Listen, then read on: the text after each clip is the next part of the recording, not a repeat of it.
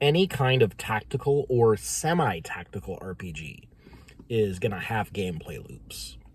Gameplay loops are basically unavoidable. Or at least I've never seen a game that avoids them. And it's not necessarily something that I think should be avoided. The gameplay loop is a sort of baseline experience, the baseline output, the baseline way that the player interacts with the game.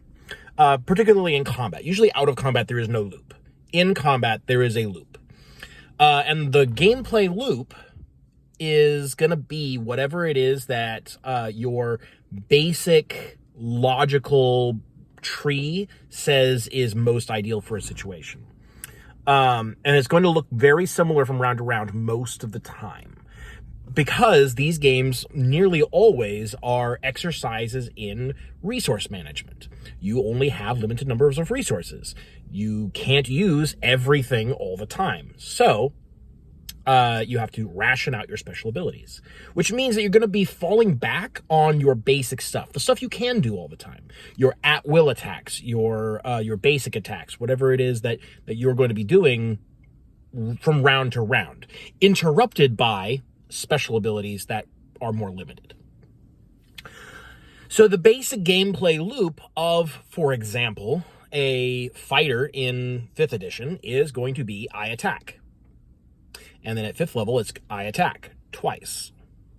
And then at 11th level, it's I attack 3 times.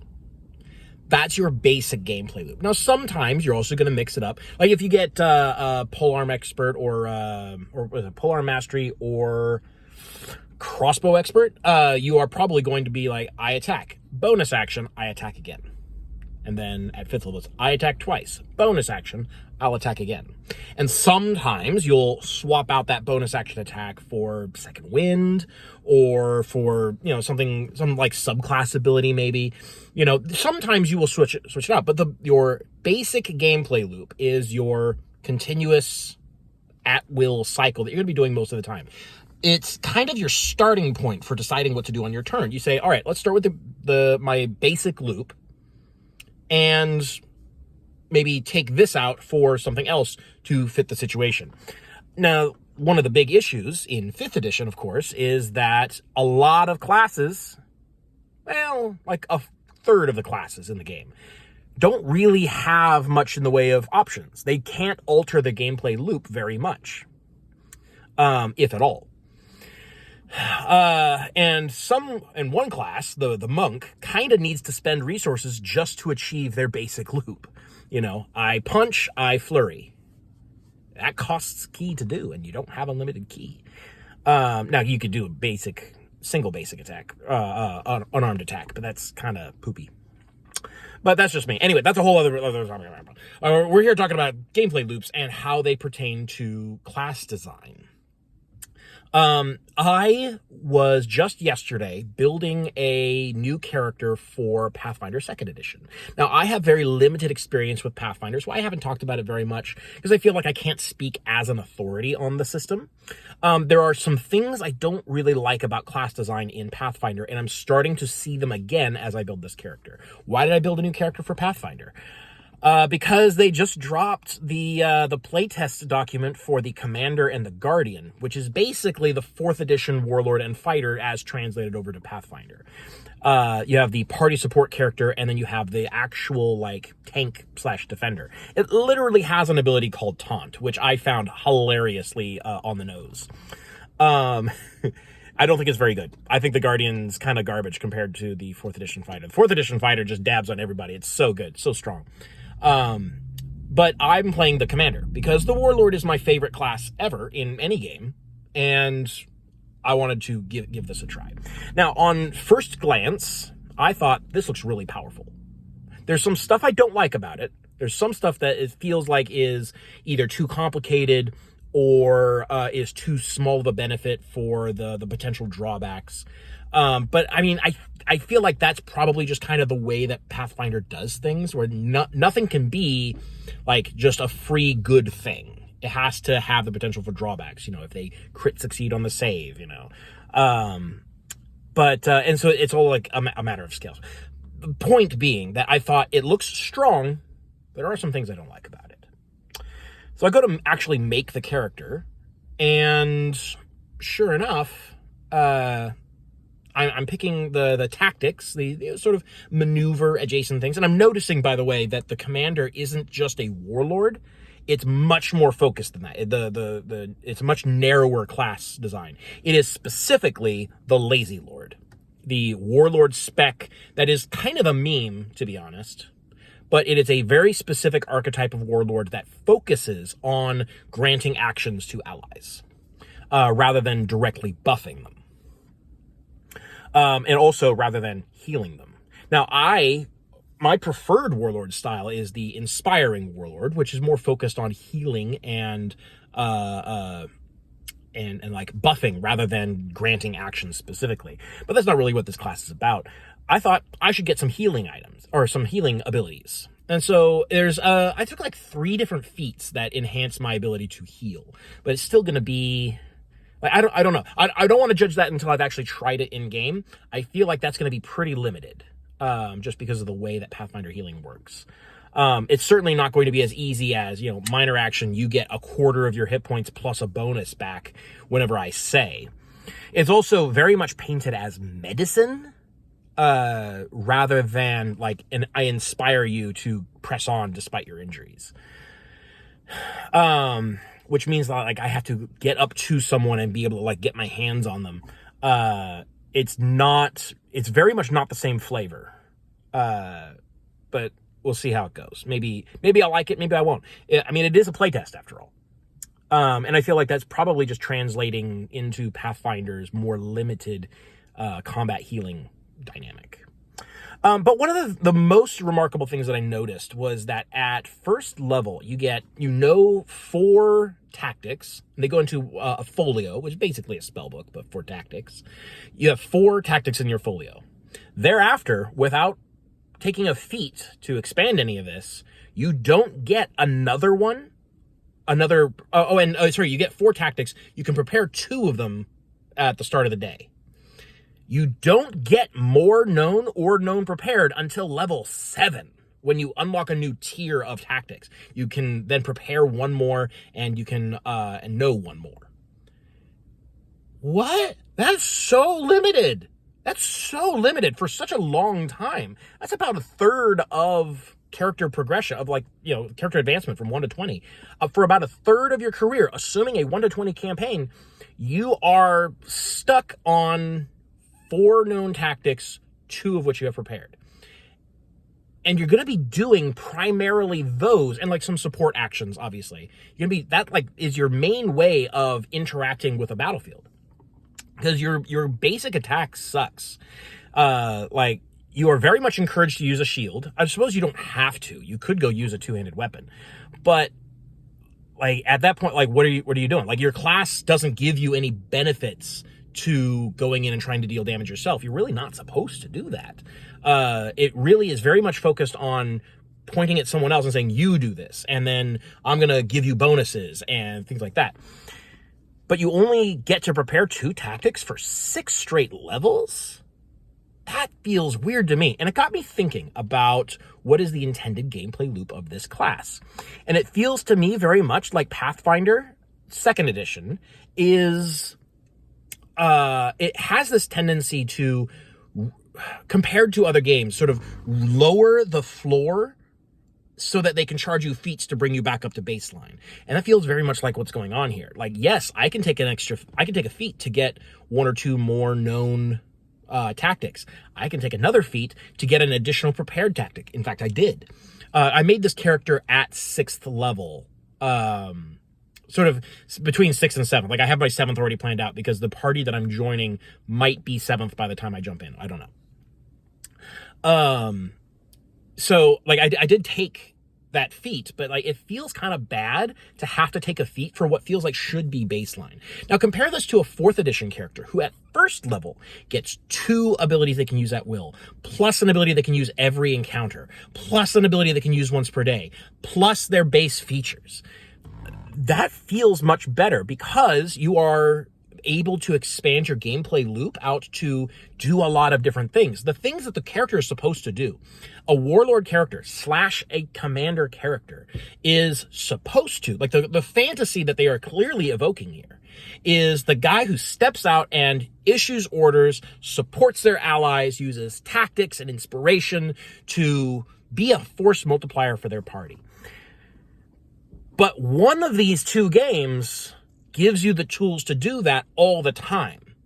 The other one doesn't. It says like, well, you can do two things that a baseline character with no class abilities can do. You can do two of these things, and the rest of the time you are doing basic actions that literally anyone can do. And that doesn't feel very special. It doesn't evoke the fantasy that I'm going for. Now, like I said, I haven't actually played this yet, so maybe I'll do a follow-up video if my read on this turns out to not be true. But this does align with the experience that I've had. Now, I've played a couple of different characters at lower levels. I think we got through level 4 at least, maybe as far as level 5.